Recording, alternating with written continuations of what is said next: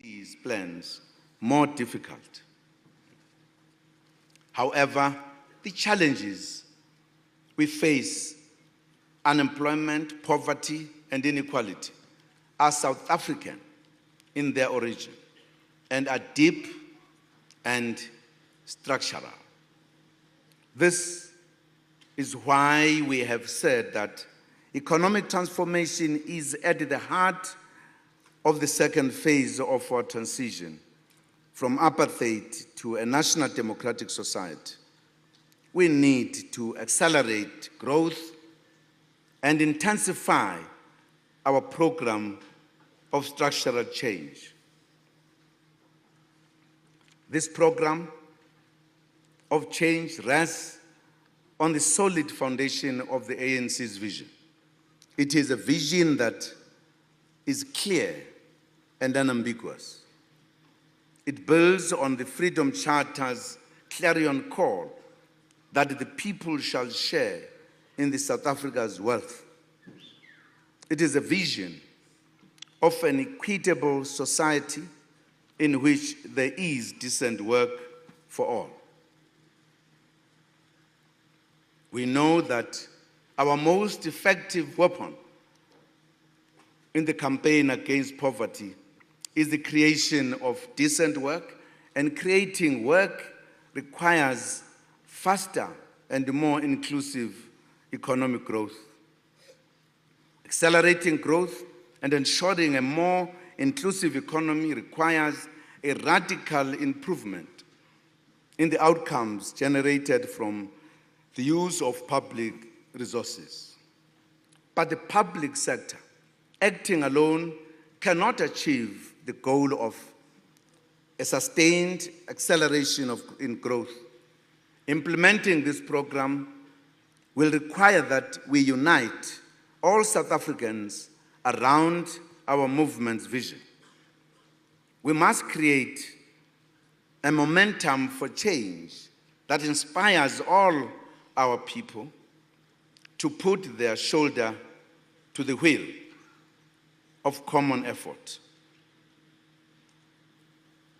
As we accelerate growth along the path of change, we should draw in investment and investors, both internationally and South African.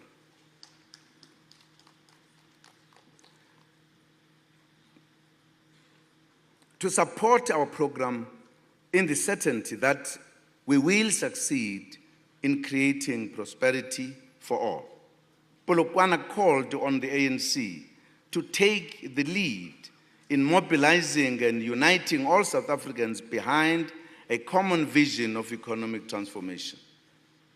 The National Development Plan articulates a program. The critical task for Mangaung is to take this forward by creating a stronger sense of unity and purpose around the direction of economic change. Comrades, the ANC has a proud record of creating maximum unity among all social forces to meet the challenges that have faced it. Our people require the same spirit of united action from all ANC members, indeed from all South Africans that want our motherland to succeed in its great mission to create a better life for all. We will work with business, labor, the community sector, and other sectors to make these plans succeed. With single-minded determination, let us commit ourselves to transform our economy and society so that all our people can benefit from the fruits of a growing economy.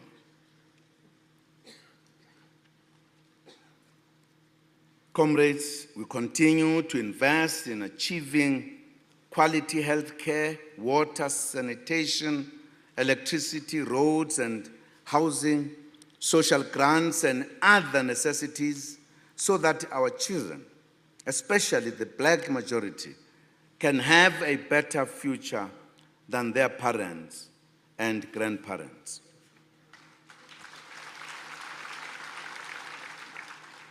In education, we have done well to expand access. More than 8 million children at primary and secondary schools benefit from school feeding schemes, and 9 million do not pay school fees. Grade R enrollments have doubled, while tertiary students benefit from the conversion of loans into bursaries. We are now investing more in improving basic education, especially annual national assessment program. The program is government's barometer of the performance of the education system. We initiated the honors as we wanted to see the real performance levels of the learners and intervene correctly and timeously, which we have done. The 2012 honor results are better than last year, except for the dismal grade 9 maths results. What I would like just to explain, comrades, because I think it is important for us to appreciate this. Ever since 1994, we had a problem because the matric results had a problem. Weak, loss of dropouts, etc., etc. I think the question to a democratic government was, what do you do with education? If you take into account the fact that we come from apartheid, where education was used as an instrument so that the majority of the people are not educated. But where is the problem? Why people, as they go up, they fall by wayside? Only few reach tertiary institutions. How to remedy this? That was one of the reasons we had to split the Department of Education, so that there is a clear focus on the basic education. In other words, at the foundation of our education. Because if the foundation is not firm, the house will never be firm.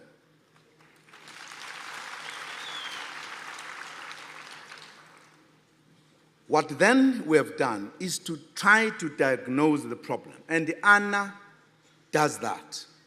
And we have discovered what's the problem. That is why the results of those that were started last year are better this year. And we are certain we have hit the nail on the head on education, because it has to be dealt with at the foundation level. And we are very happy with these results, because we now know what is a problem with the patient. We have diagnosed it. We now are prescribing remedy. Some measures introduced by government already to improve school performance include the training of teachers and principals. It also includes improving the school environment through enforcing more discipline, hence the quality learning and teaching campaign. In this regard, let me repeat the call to all our teachers that they should be in school, in class, on time, teaching for 7 hours every school day next year.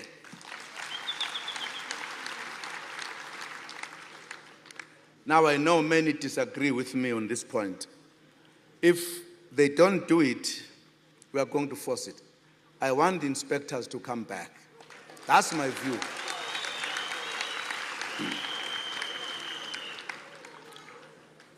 Comrades in education don't like it. They don't like it. But they must implement it as if they don't want it. If they don't, we are not going to say they are coming. They will just arrive and find a teacher not teaching. You know, we are building a nation. A nation is built at the youth. Correct? Now, these teachers who come with techies and t-shirts to school to teach, ayikhale kanjalo. Nengane ifunda lokho izoba ixeleko. Education is a key thing to develop and build a nation, and we must pay attention. Absolutely, absolutely important. Particularly because any country that does not pay attention to education will never develop. Those countries that developed, they paid attention to education and therefore empowered their citizens.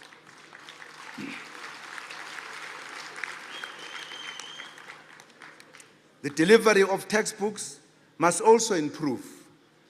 The failure to deliver books to grades 3, 6, and 9, and 10 this year in Limpopo is an occurrence that must not be repeated again.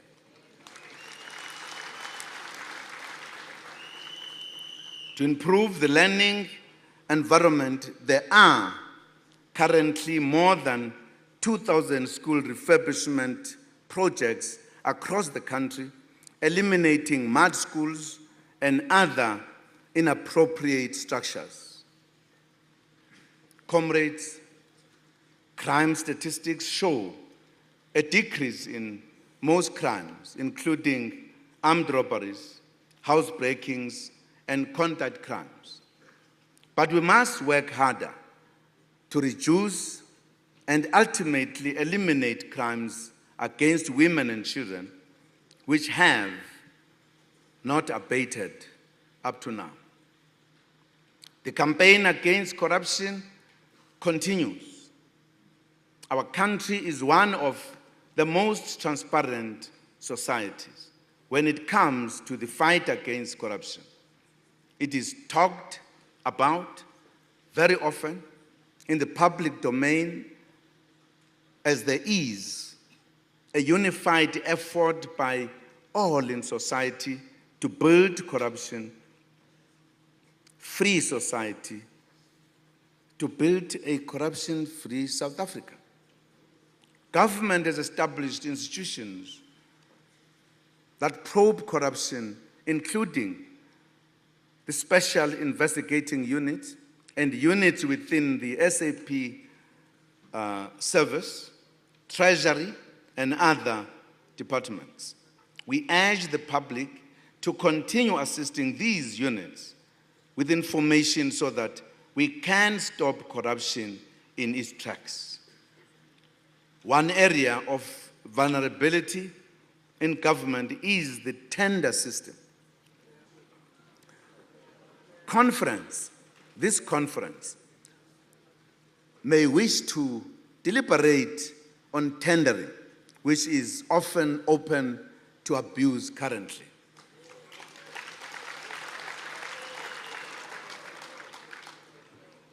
In fact, we should have said must, not may. I think this conference must deliberate on this issue. And we must take a clear decision. You know, if there are allegations held at the government or the ANC, it is on this issue of tenders. It is turning people you have known to something else.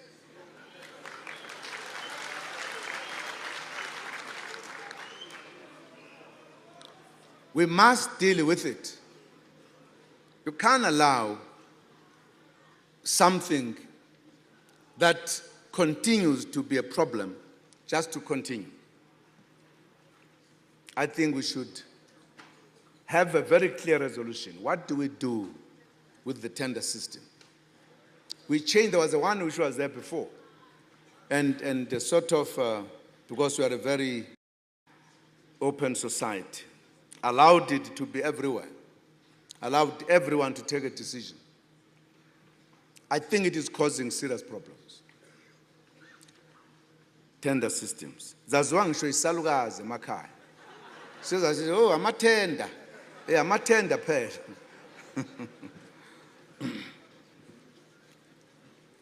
Comrades, another matter that is currently generating outrage in the country is the loss of 618 rhinos to rhino poaching in 2012, with 257 people having been arrested in relation to rhino poaching. The swift action of the numerous law enforcement agencies is commendable, as are the strict sentences imposed on those involved in rhino poaching and related crimes. Just last month, a stiff 40 years sentence was handed down to a Thai national.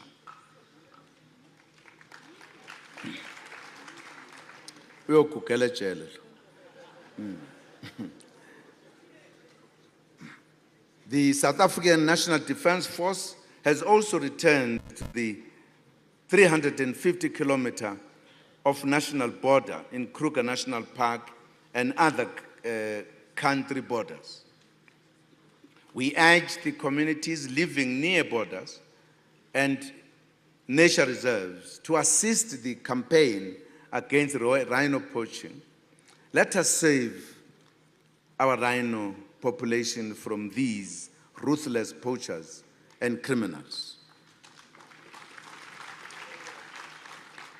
Comrades and friends, with regards to healthcare, steady progress is being made in implementing the National Health Insurance Scheme with pilot projects in 10 districts. This scheme will enable all South Africans to receive quality health care, and not only those who can afford to be on medical aid schemes. Dramatic achievements have been scored in the fight against HIV and AIDS since the turnaround strategy was announced in 2009, leading to a rise in life expectancy.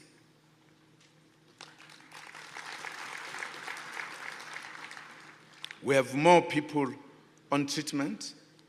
We have reduced the rate of mother-to-child transmission of the virus by half, and over 20 million people have been tested for HIV voluntarily. Campaign, a joint venture initiative between government and a leading global pharmaceutical company, is at an advanced stage and will lead to bulk of our ARV supply being produced domestically at a lower cost.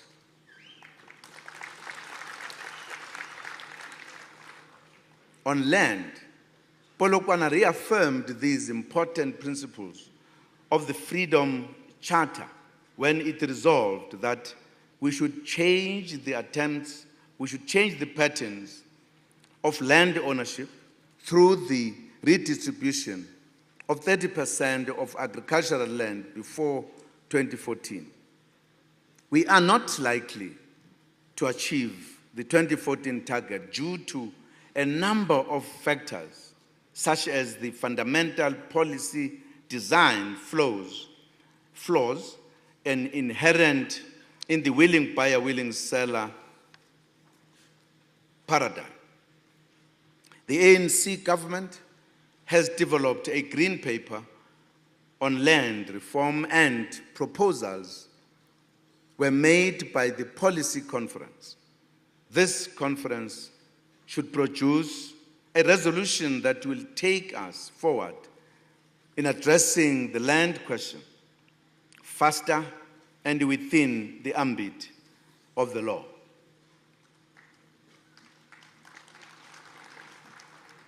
Comrade Chairperson, this 53rd conference must take youth development and empowerment to another level. The Polokwane Conference directed that we merge the Umsobomvu Youth Fund and the National Youth Commission into a youth development agency, and this was done. Beyond this, the ANC government has since 2009 pursued various programs for youth development located in a number of departments, some of which are very successful. Conference will deliberate on a number of measures, including proposals for youth employment. Comrades, the ANC government is steadily improving the position of women in public office and is moving towards 50-50 parity in the holding of leadership public positions. The National Policy Conference recommended the inclusion of more women in economic empowerment programs in the second phase of the transition, a matter that we trust will feature prominently in this conference. Comrades, the ANC's agenda in the international arena is based on its belief and commitment to progressive internationalism. During our liberation struggle as the ANC, it was the solidarity with our cause from the progressive forces internationally that assisted us to defeat apartheid. Our struggle as progressive forces of the globe is against political systems which undermine global governance and exploit the natural resources of the developing countries, in particular Africa. At Polokwane, we acknowledge the radical changes taking place in the world. We resolved to gather all progressive forces on the African continent.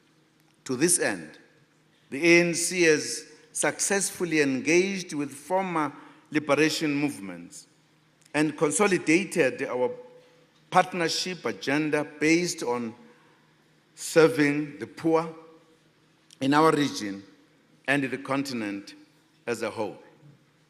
With regards to international solidarity, the ANC hosted the Socialist International, and it became very clear that progressive movements need to play a more active role in shaping the direction of the Socialist International.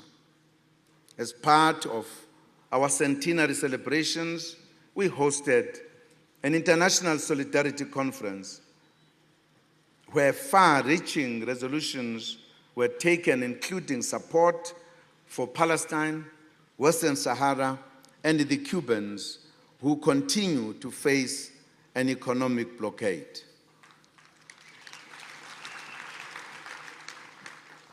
When assessing the balance of forces as they apply to Africa, we need to sharpen our understanding of the role of anti-imperialist motive forces in the present world situation.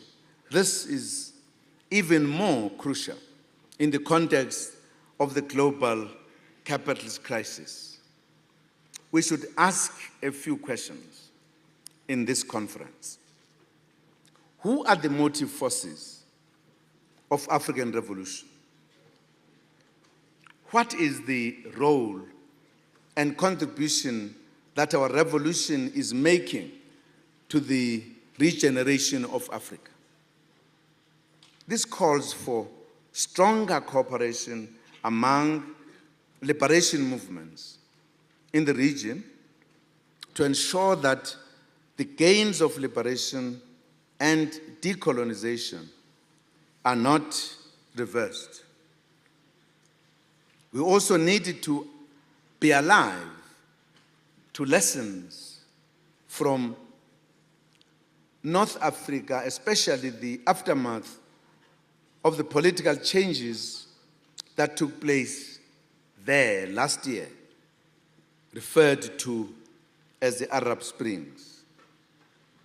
We must analyze foreign interventions that bring about regime change, which leave the people leaderless and allow military formations and right-wing organizations to lead. Comrades, at the practical level, we have done well in implementing the resolutions on international work. With regards to African Union government, we anticipate progress since the election of Comrade Nkosazana Dlamini Zuma as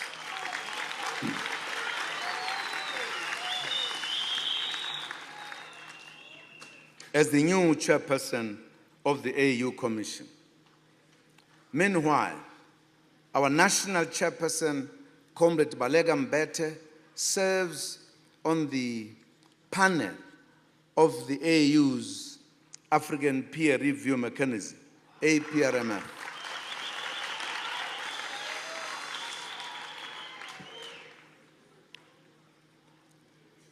To take forward the African agenda, we have escalated our continental focus on infrastructure to the level of heads of state and government through a NEPAD committee of champion that we lead. On peace and security, we played an active role as member of the SADC Troika, the AU Peace and Security Council, and the United Nations Security Council. We are proud to have been among the 138 countries that voted in the UN General Assembly a few days ago in favor of Palestinian statehood bid.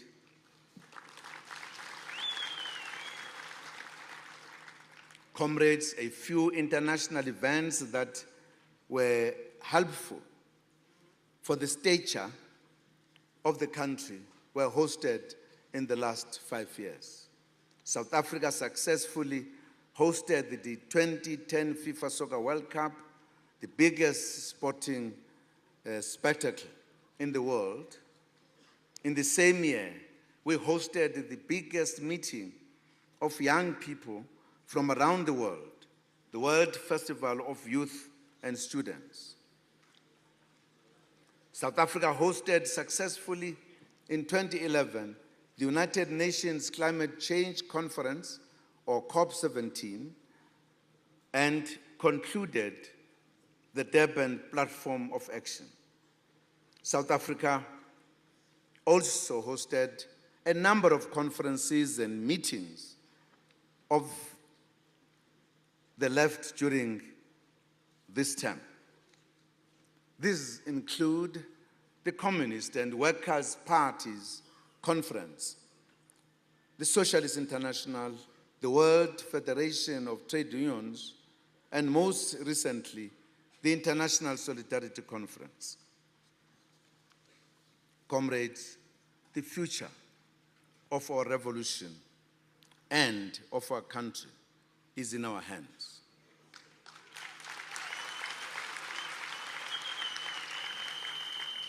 And we must carry forward the work needed for the social and economic emancipation of our people.